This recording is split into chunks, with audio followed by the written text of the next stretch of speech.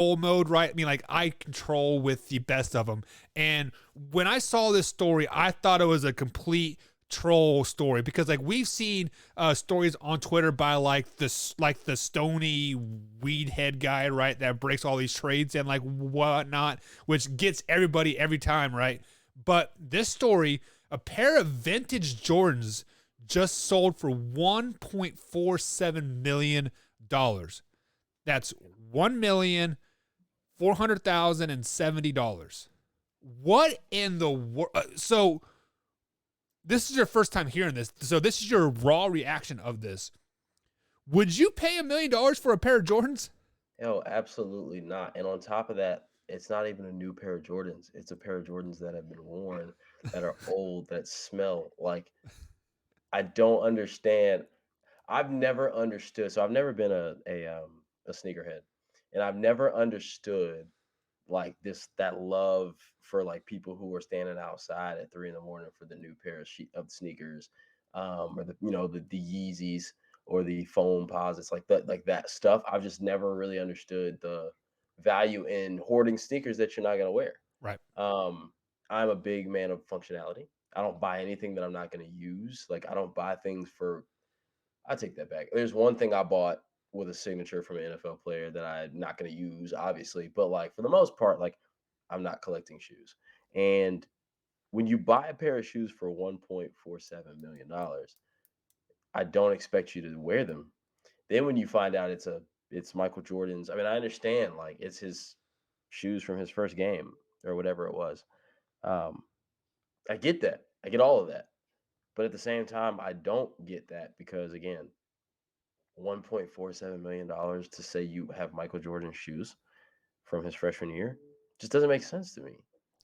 Yeah, I feel like I could use a hell of a lot more. 1.47 million. I could make my wife really, really happy. I could buy her, a vacuum so she can go vacuum the floor. I could buy her a mop so she can actually do. No, I'm totally kidding on that. That was all jokes, guys. Sorry, honey. I'm totally kidding. But just like you, like I am not a sneaker guy. Like guys, I'm wearing house slippers right now. Like I don't know, like these are $5 Walmart house slippers that I literally wear everywhere. Like it just Yep, like flip flops, that slippers. is just the way it is. So I can never wrap my head around spending like $100 on a pair of shoes. Now I do have a pair of like $85 Adidas shoes, right?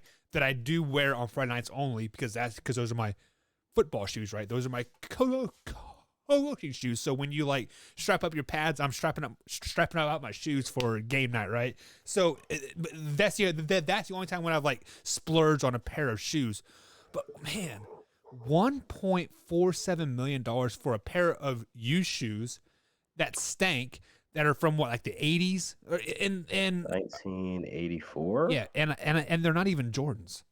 Like Yeah, yeah, yeah, yeah. That's the part that like, they're Nike Air yeah. ships. Like they're not even great shoes. Um, and it's just like you mentioned. There's a lot of things you could do with $1.4 million. Did you know that the previous um, like high for Jordan shoes was when he wore his Air Jordan 12s from his flu game? Those sold for 104,000. Wow. So like uh, I don't know how you got from 104,000 from the flu game to 1.47 million from his freshman year at North Carolina. I don't understand how you got there. Did he even play that game? Wouldn't that be funny? Like if he just sat the bench and like got in like some like rump of Yeah, so duty. I think those were the shoes he wore all season. I No, think. okay, okay. I mean, obviously, I don't really know, but nevertheless, like again, just back to, I mean, what could I do with 1.47